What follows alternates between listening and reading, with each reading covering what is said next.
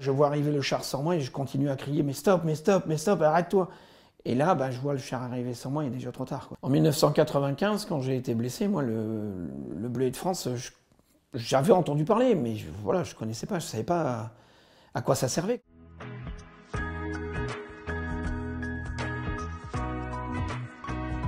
Bonjour, je m'appelle François, j'ai 54 ans, je suis technicien principal de police scientifique et je vais vous raconter mon histoire. J'ai commencé l'armée en 1988, j'ai fait mes 2 ans de service militaire appelé et ensuite je me suis engagé en 1990. Le 1er janvier 1991, je partais pour la guerre du Golfe en Irak où j'ai fait 6 mois. À mon retour, en fait, je suis parti en école sous-officier à Saint-Mexan. Et en 1995, à l'issue d'une manœuvre régimentaire, au retour dans mon régiment, après avoir été effectué le lavage de mon char avec mon pilote, j'ai eu un accident au moment du guidage du char, où mon pilote a fait une erreur de manœuvre et m'a arraché la jambe sur le coup. Je revenais d'un air de lavage, où j'étais avec mon pilote, on avait lavé le char, et moi j'étais devant, je le guidais en fait. Donc on a des manœuvres bien spécifiques à faire. Donc je vais à un endroit, je m'arrête, je le guide, il s'arrête, je change d'endroit, je m'arrête, il bouge. Et ce jour-là, on ne sait pas pourquoi, en fait, la manœuvre qu'on fait régulièrement et quasiment tous les jours, ce jour-là, en fait, le char, au moment où il tourne, quand je lui dis stop, il s'arrête pas, quoi. Donc là, je vois arriver le char sans moi et je continue à crier « mais stop, mais stop, mais stop, arrête-toi !»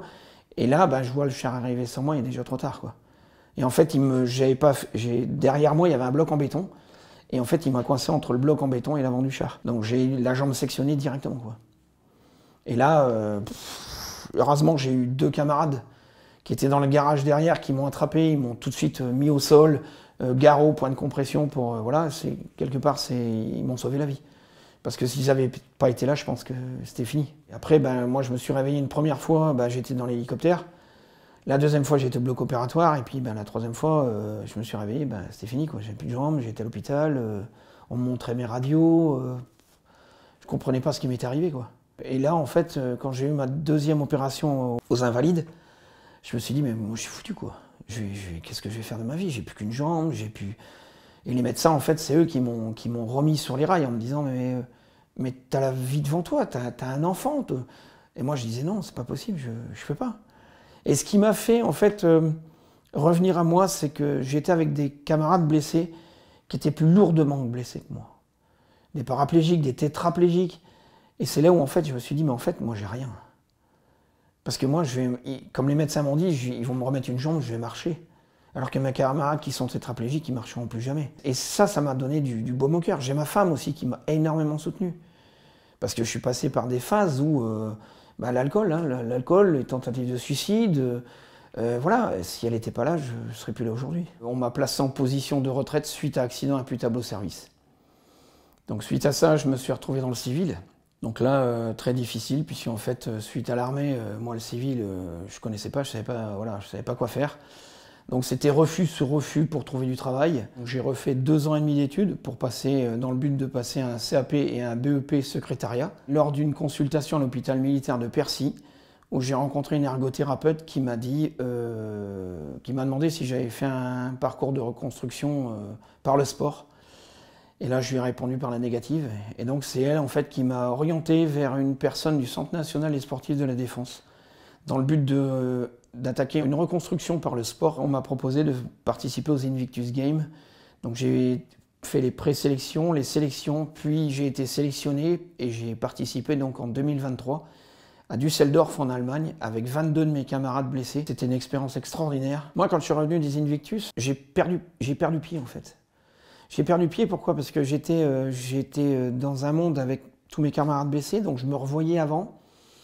J'étais blessé, mais j'étais pas blessé puisqu'en fait je faisais du sport. J'ai contacté la cellule d'aide aux invalides, la cellule psychologique. Et aujourd'hui je suis suivi par l'hôpital militaire de Percy, en psychiatrie, en psychologie. Et ça va beaucoup mieux parce que je touchais le fond. Moi je savais pas ce que c'était que le syndrome post-traumatique.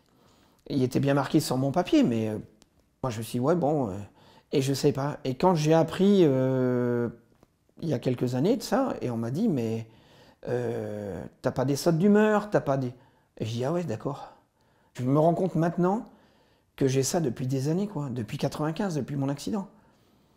Et là, j'étais au bout du bout. Je ne voyais plus la sortie du tunnel, je faisais n'importe quoi. J'étais agressif avec ma femme. Quand j'étais plus jeune, avec mes enfants, je ne supportais pas. Mais je ne savais pas ce que c'était. Et aujourd'hui, je viens de découvrir que voilà, je suis atteint d'un syndrome post-traumatique qui n'est pas anodin, puisque ben, je fais toujours des cauchemars, mais ça maintenant, je sais que ça fait partie de ça. J'essaye de me reconstruire, mais c'est difficile. C'est très difficile. Le bleuet, pour moi, ça représente beaucoup, parce que bah, c'est surtout en hommage par rapport aux anciens. La guerre 14-18, la guerre 39-45, le soutien aux familles. C'est important. Nos militaires blessés, aujourd'hui, leurs familles aussi, les pupilles de la nation. Ça, c'est le bleuet de France, c'est quelque chose qui doit continuer à vivre, pour aider justement les familles. En 1995, quand j'ai été blessé, moi, le bleuet de France, j'avais entendu parler, mais voilà, je ne connaissais pas, je ne savais pas à quoi ça servait, quoi. Aujourd'hui, je vois tous mes camarades blessés qui ont un lien direct avec le bleuet de France. Parce que le bleuet de France, ils sont là directement pour les aider, pour aider leurs familles, pour aider leurs enfants, pour les personnes qui sont prises dans les attentats. Donc ça, c'est important. Il faut vraiment que ça continue. Ce qui me raccroche en fait aujourd'hui à la vie, c'est que j'ai mes enfants, j'ai 2 garçons qui m'ont toujours connu comme ça, amputé. Mon plus grand qui va avoir 30 ans, mon plus jeune qui a 28 ans, et j'ai 3 petits-enfants. Et l'année prochaine, je bénéficie d'un départ anticipé à la retraite, suite à un accident survenu en service. Et donc je vais pouvoir les rejoindre en Corse, mes enfants et mes petits-enfants, et ça, franchement, c'est vraiment quelque chose qui me tient à cœur et qui m'aide à vivre. Pour que l'espoir continue, chaque geste compte. Faites un don au Bleuet de France.